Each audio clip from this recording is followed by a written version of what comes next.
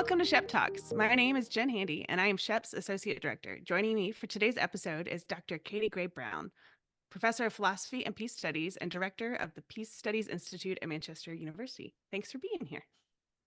Thanks, Jen. I'm happy to be here with you. All right. So, as I mentioned, you are the Director of the Peace Studies Institute at Manchester University. Can you tell me what is this institute? What's happening there? How did you get involved? All of that. Well, I usually start by saying Manchester University in Indiana.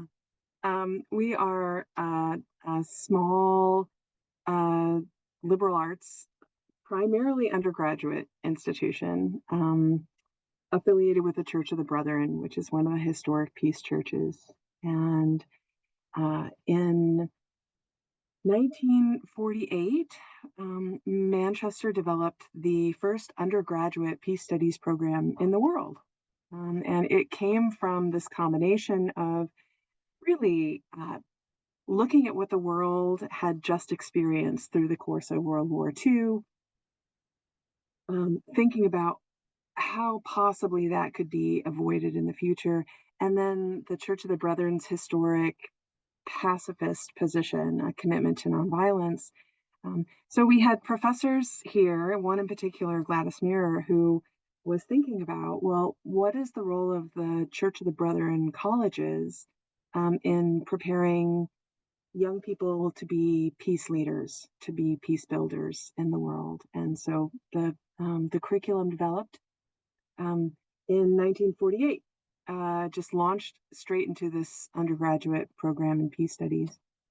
And even at that time, it was a pretty nuanced understanding of peace and violence. The founders required cultural anthropology and PE courses in folk games from around the world and rural economics, because there was a sense of, if we want to prevent large-scale violence, we have to understand all the small-scale factors that contribute into conflict and contribute into injustice, and all that builds into direct violence and war. So for about 20 some years, we have the kind of the corner. I mean, the second program developed a couple decades later. So for 20 some years, this was the only place in the world that was really focusing an entire undergraduate curriculum for people who wanted to major in peace studies. And what you're saying is, sorry. Go ahead. And you're saying like they took a kind of global thing, this very big, I'm just trying to wrap my head around this. Like you're looking at the world and kind of a world war and massive conflict. And they had the kind of foresight to see that like individual PE class, like such a small interpersonal local level conflict. I feel like that's really impressive to be able to say, I want to take this huge thing that happened in the world and we're going to get really small because that's how we make change and understand peace. I don't think I knew that. That's very profound.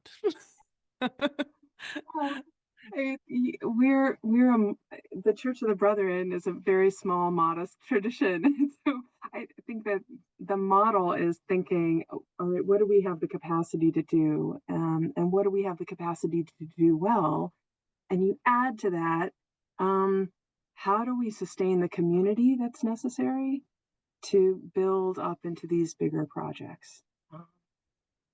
And so a hallmark of our Peace Studies program has also been paying close attention to the experience of community, like what it means to be in community, what a good community feels like, but then also what is possible when you have a community. And that has been a hallmark of our program. We intentionally invest in experiences that can help students understand what it means to be in community, because we see that as being tied to transformative peace building. Yeah, so that's a little bit of the history. Has it changed much? I mean, I feel like what you just described seems like somewhat what you're still doing. Maybe not the PE courses. Maybe you are still doing PE courses. I just didn't know it. But you definitely still have that multidisciplinary approach. Um, it seems pretty, maybe your practices have changed a little bit, but has it changed much in those, 80 years? I just did math on the 75. fly. Well, you did. It's yes, Yeah. this is our 75th anniversary of Peace Studies. Um, it has changed as um, as the struggles for justice and peace building have changed, right? So um, it has expanded to look at civil rights. You know, during the 1960s, when we had students involved in student sit-in protests, and then through the 1970s, when there was a real emphasis on like questions of gender justice, um, and then through the 1980s, when we were looking at Cold War dynamics and the um, the mass popular movement to rein in nuclear proliferation, right? So there have been ways that the program has shifted, um, and some of that has depended upon current contexts and current crises, and some of it has depended upon what kind of resources that we have as a small institution. Um, Mostly it's been guided by like a lot of student interest and passion, but the lenses have remained the same. I mean, um, we think, well, all right, so whenever possible, um, the preference is for nonviolent conflict resolution. That seems pretty uncontentious, right? That where we can resolve conflict nonviolently, we ought to. Right? And then the second prism is that human rights should be protected and promoted. Right? So those we feel, and this is a normative field. We make a value judgment about right and wrong in the world, about better and worse, right? And so this is peace studies is rooted in the humanities at Manchester for that reason, is because we have our biases, um, and we think that they're defensible. I think that the preference for nonviolent conflict resolution and the prioritizing of human rights, those are normative judgments, right? We're saying that some things are better than others in the world, but from those two premises, right, we look at all of the problems that people are experiencing and explore solutions that can bring us to better ways of living together. That's great. Um, Yes, well, it means that so peace studies goes in lots of directions. Right now, um, a, a, a key emphasis is in questions of climate justice and climate resiliency. We are continually developing new partnerships, even within our institution. Um, we are working very closely right now with environmental studies, another interdisciplinary program that sees, well, we have to use all of these different disciplinary tools because this is a critical question, a critical challenge for us. And we all need to be bringing our disciplinary tools to address this problem together. Okay. And that's what led Peace Studies to SHEP, honestly, mhm. was we were recognizing poverty is a critical issue. Um, this is not something new to our program. Our Peace Studies classes, since the founding, have looked at questions of economic disparity, have looked at questions of poverty and lack, both locally and internationally. Um, but thinking about it more intentionally, and imagining the best ways that we can expose our students to the possibilities of transforming poverty in our Mm. lives led us to SHEP, right? And because SHEP provides such a perfect fit for that interdisciplinary approach. Yeah, I think um, something that sticks out is it reminds me when we talk about issues around poverty, that poverty kind of you can't put it in one study. you have to think about it in medicine and biology and sociology and economics. It's hard to kind of just study it. I can imagine similarly studying peace and conflict. You're going to have conflict in environmental issues and in like medical ethics, and huge issues come up. And it's definitely one of those undercurrents, the core. I can imagine it would be hard to like say we're only going to study peace and conflict. And it makes sense that kind of as the issues change, where conflict is kind of prevalent in culture or in the news, that those partnerships change and shift.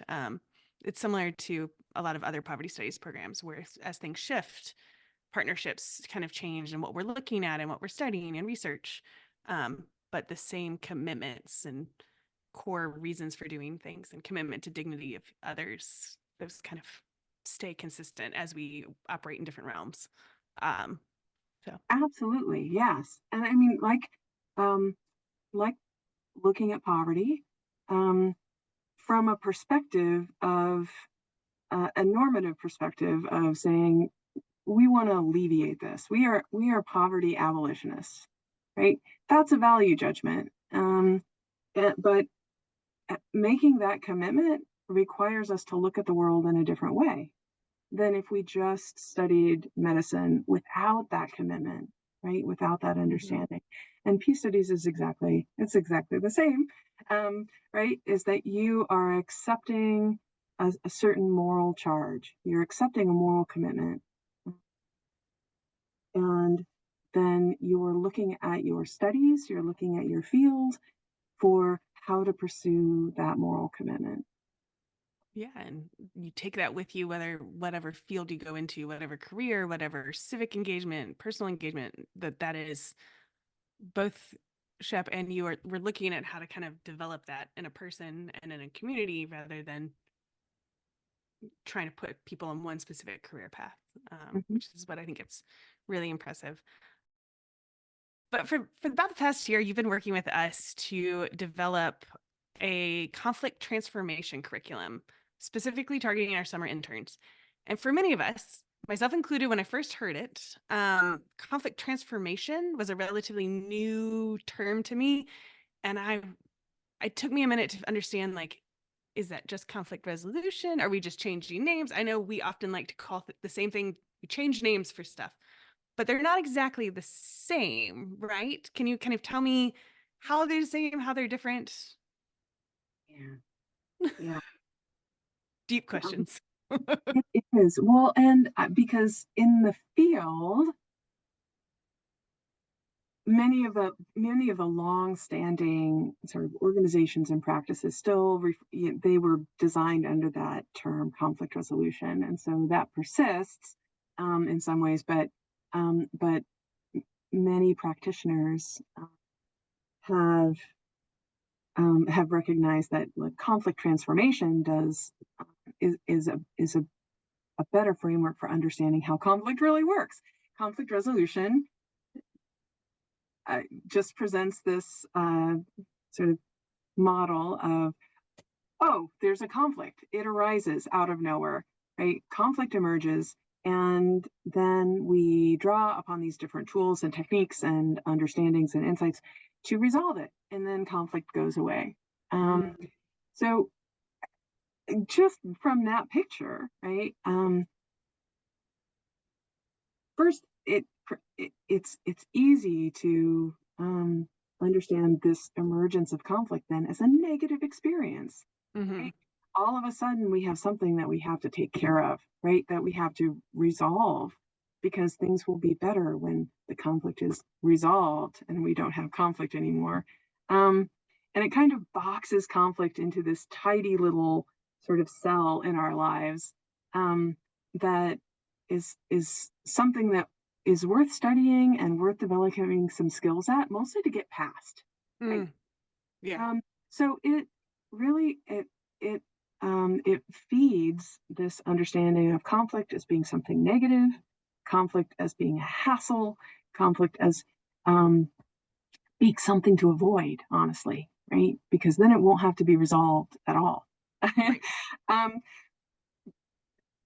Practitioners have given a much uh, a a much more helpful and I think accurate understanding of conflict as something that does rise, that does grow, but then can be addressed if we have tools and skills, and move us forward, right? So Mm.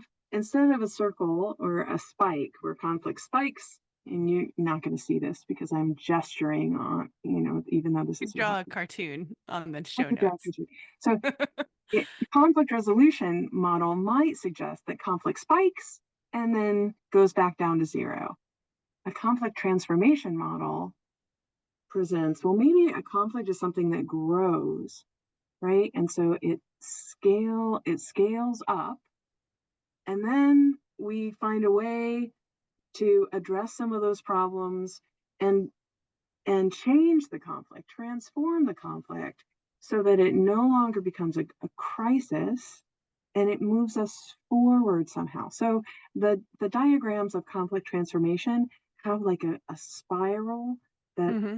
a line that spirals, right? So you have points in which a conflict arises, and then it diminishes and moves us forward because we've been able to transform that conflict. Um, Well, and and then that allows us to imagine, well, conflict is it it it draws our attention to something that we need to discuss, right? It's like, oh, something is going on here that needs our attention. hmm What can we do to give this the attention it needs that will move us forward in a positive direction?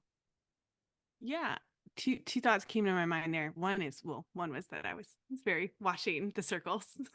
The other is very, beautiful circles. I feel like when conflict resolution, that word reminds me of problem solving. So it's like you want to solve it and be done with it.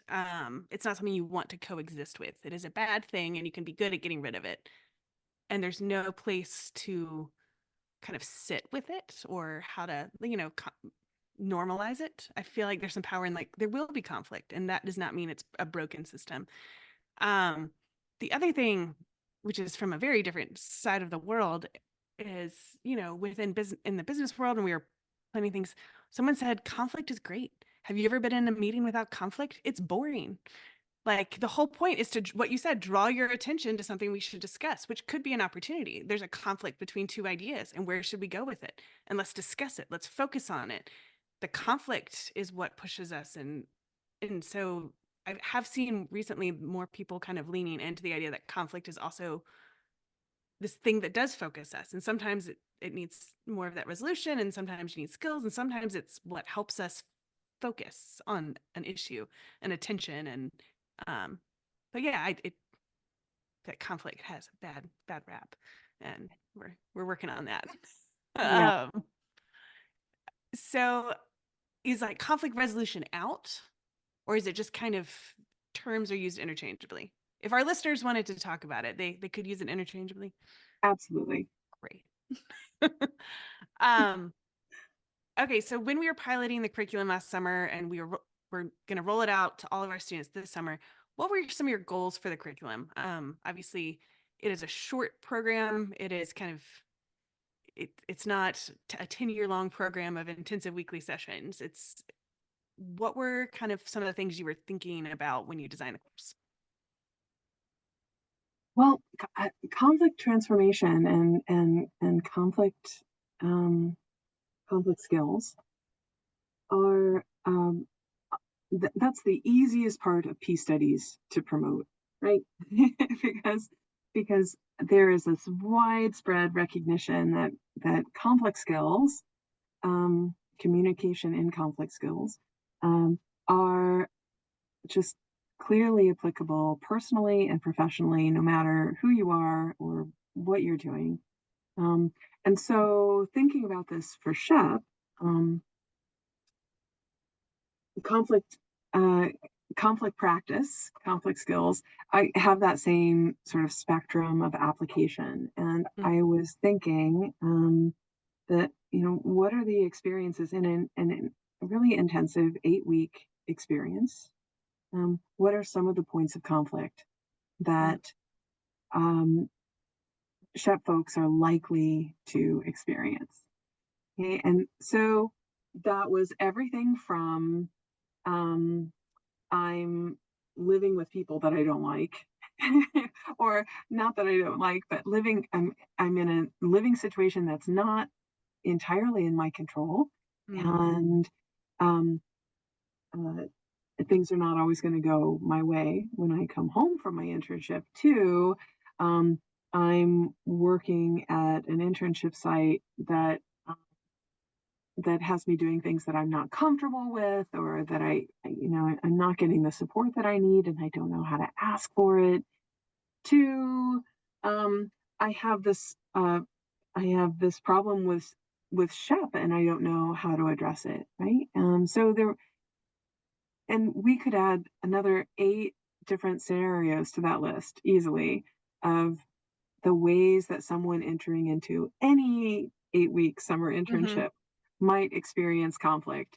And um, Well, and because, go ahead. to add on that, like those are when it's not going the way, sometimes it doesn't go the way you plan, right? So even if you are having the most wonderful site and you found your new best friends for life and your thing, when we talk to our interns, we warn them the purpose of this internship is to recomplicate it in some ways. You know, you're doing a lot of academic work, you're doing this to be in the community and to kind of, it makes it messy again. And that is, it's full of conflict, and seeing even community partners having make choices about resource allocation and even when everything is absolutely perfect, they're experiencing some very intense conflict by design. And so when you add on new places and new people and different styles and different backgrounds, and sometimes the first professional setting you're in, yeah, it definitely, it's already designed to be pretty kind of intense in that way. But yeah, I think adding all of those in. Hmm.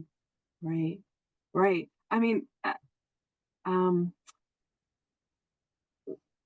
learning to be uncomfortable is a skill, and it takes courage, right? And so Mhm. I think that that's a hallmark of the people who choose SHEP, Mm. is that these are students who understand the value of navigating things that are uncomfortable, Mm. situations that are uncomfortable, and they're willing to put themselves out there on that. And that's if I mean, if we think about like what it feels like wading into a conflict, or recognizing that we are in the middle of a conflict, that for most of us is an uncomfortable situation. So, um, thinking about, well, what how can we equip ourselves um, to uh, to respond positively in a way that's constructive, and in a way that doesn't harm our relationships or our work or ourselves, Mhm.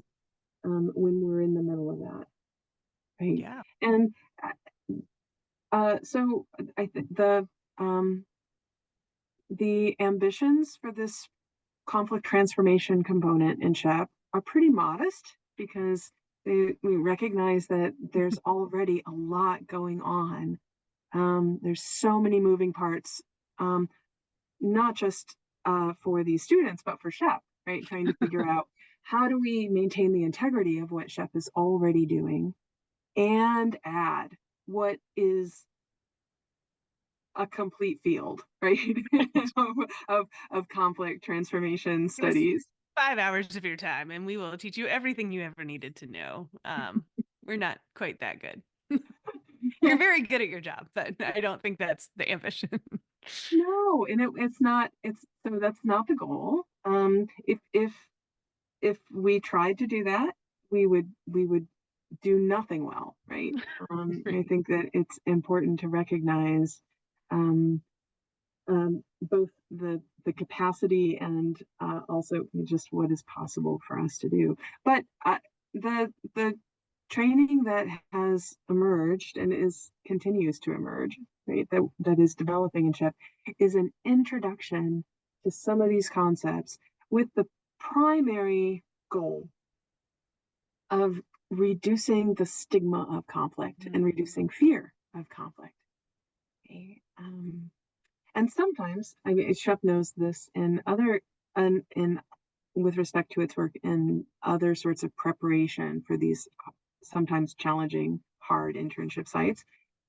Just acknowledging the lay of the land, acknowledging the discomfort can do a lot to destigmatize the experience that people have going into conflict, and being able to say, this is rough for me. This is not comfortable because we have a conflict and we need to figure out how to work together to address it, or to even talk about it, not even to address it necessarily.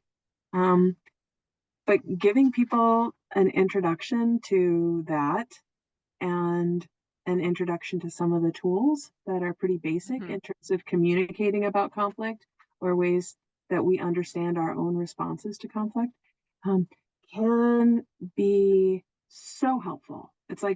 Um, it's like disproportionately helpful. It's like taking a drop of food coloring and Great. putting it into a glass. It Just a tiny bit of an introduction can really provide a diffuse effect on how Okay. people experience conflict. Well, I noticed that in the curriculum, we've talked about a lot of the conflict they will experience has to do with their colleagues or their space or their city, but you really start your the module thinking about their own relationship and ideas about conflict. Is that kind of why that drop that does so much is it's like we really focus for a bit, and I think the students have never asked like what words do they associate with conflict? What is your relationship to conflict?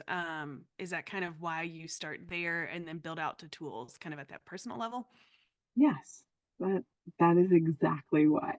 Okay. And we have that, and I forget where you placed yourself. So we have that opening Mhm. exercise. If we're in a room and I am standing in the center of the room and you imagine that I am conflict, where would you position yourself in relationship to me? Right? So this is Mhm. very simple, basic opening exercise to get people to think about how they respond to conflict. And I forget where you put yourself. Oh, I don't.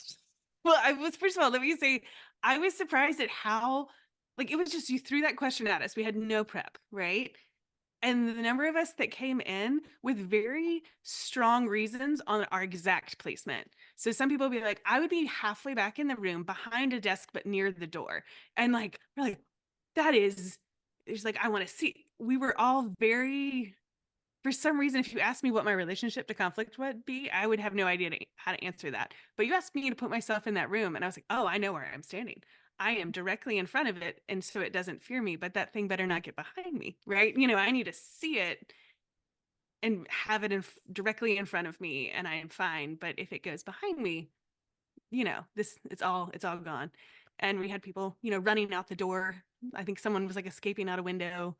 Um, but I think I was surprised at how much we were able to kind of process about our relationship by asking it in that way. Whereas if you had asked me directly, I'd been like, I don't know, conflict is conflict. Whereas we all had very detailed answers very quickly. So that was definitely interesting. And by doing it in a cohort, hearing the other people's that they were going to be living together, like, oh, this person, that's the person who runs away from conflict. That's helpful to know. Um, so do you notice that or have you heard from folks that just kind of going through some of these exercises have changed how they think about conflict or kind of started them down a journey? Like, kind of, what kind of feedback do you get about it? I uh, I agree. That's been my experience too. That people know exactly where they will be in that room, um, and that allows them to sort of step out of themselves and say, Mm. "Oh, this is how I react to conflict, or this is where I'm most comfortable." Um, Conflict, and then when we pair that with the conflict styles Mm. um, analysis, which is a tool that people can find there all sorts of questionnaires that will help with this, but the U.S. Institute of Peace has an online uh, site, not an online site, that will lead you through that. So it describes the different Mhm. conflict styles, um, and that allows people to really understand. Oh, this is how. And it's not necessarily your only response, but this might be your dominant, your go-to Mhm. response. Um, but if we add to that, if we say, okay, this might be our go-to response, this might be how our first instinct with respect to conflict is. Um, just as we can practice to develop other kinds of responses in different avenues in our life, we can study and practice other kinds of conflict styles. Um, all of these conflict styles have their strengths and their challenges. Um, each of them um, can be more appropriate in a certain circumstance than another. Mhm. So we really try to emphasize, just because if I'm a conflict avoider, um, if I am a conflict avoider, there are some really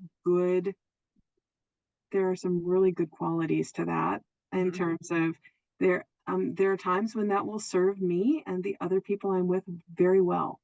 Mhm. Right?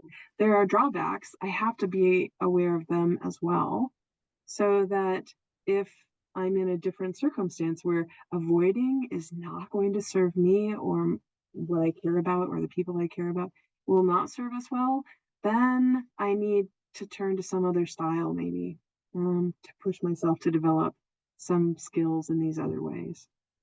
Yeah, I think it does a really good job of explaining that there isn't a right place to be, and you know, kind of really focusing on that self-awareness. Um, the other thing that I loved about the curriculum was I think at some point you were teaching tools to our students, and you were like, you know what? It's gonna feel strange for a while. This is something you have to learn to do or a way to say it, and it might feel silly. But you know what? If you're laughing at how silly it sounds while you're doing it, it still works. You're still learning the conflict transformation, like how to work it out. And if you're kind of not making fun of it, but kind of laughing through it because it sounds forced, but it still works and you're still learning those skills. And I think we chuckled that, one of our goals would be that in that conflict, that if they could pull back on the tools that we were working on, and even if they're like, gosh, sounds silly, but like they could laugh at us and our, but try out the tools and see how they worked and have space for each other to work it out was kind of a goal we had. Um, Before my last Mm. question, we are going to do something we've never done on a SHEP podcast before, and we are going to take a commercial break. So we will be back in a moment. SHEP work on conflict transformation is made possible by the Middlebury Conflict Transformation Collaborative. Middlebury College has made a commitment to serve as an incubator for research, teaching, and student experiences to address divisiveness in society. Soon, members from the collaborative will join us on SHEP Talks to talk about their work with over 100 partners and their vision to embed principles and practices of conflict transformation in the liberal arts from high school to graduate school. Thanks to the Middlebury Conflict Transformation Collaborative for partnering with us on this important work. Welcome back. Finally, as you mentioned earlier, the SHEP internship program is really designed to challenge students, provide opportunities for growth, and that comes with ample opportunities for conflict. If you could give students one piece of advice for when they encounter conflict this summer, I know one, or you can make it like one with 5 bullet points. I don't know. Like in that moment, conflict has arisen. What is that piece of advice? I encourage people to take a deep breath. Mm. Um, when we are uncomfortable or when we are confused, um, the temptation is to rush something. I think sometimes to get through it, and uh, there's great power in just being able to just to sit still for a moment, or just to ask for more information. Mm. right? Or to say, let me think about that for a minute. That's being able to just say, let me think about what, let me think about that for a minute. Sometimes in philosophy, we say, um, it, one of our best tools is a single phrase. Wait, what? It's just it because that phrase serves to slow things down and ask for more information. And one of the one of the most powerful tools in conflict is feeling in your bones this assurance that understanding someone's perspective does not mean agreeing with it. Mm. Mm-hmm. Right? That if we can slow down and understand what is going on for someone else in a conflict, right, that opens up all these new possibilities to figuring out, well, okay, so what are their interests? What are their fears? What's really going on here?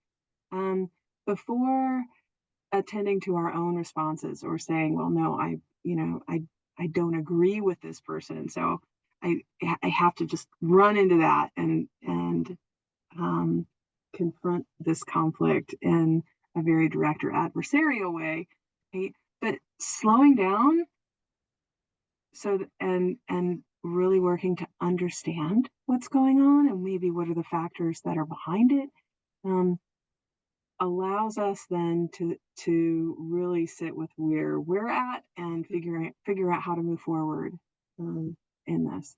But so understanding does not mean agreeing, Mm-hmm. and be willing to ask for a moment just to breathe, because that will automatically um, calm ourselves Mm-hmm. and make us better equipped to addressing whatever challenge it is that's in front of us. I love that. I think there's sometimes that the wait what, I'm so eager to get to the what that I forget the wait. And the wait might have told me to breathe or to say this is not the moment. I'm not ready to hear the what.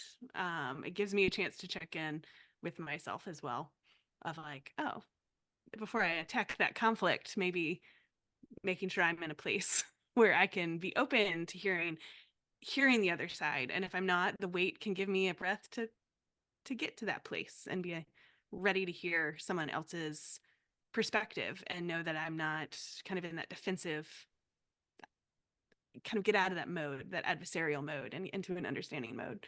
Mhm. So I really like that it's not just the what, but it's the wait, what? Um, well, thank you. Thank you for taking your time to hang out with me today. Thank you for all your work on helping us with the conflict transformation module and your work at Manchester. This has been SHECP Talks.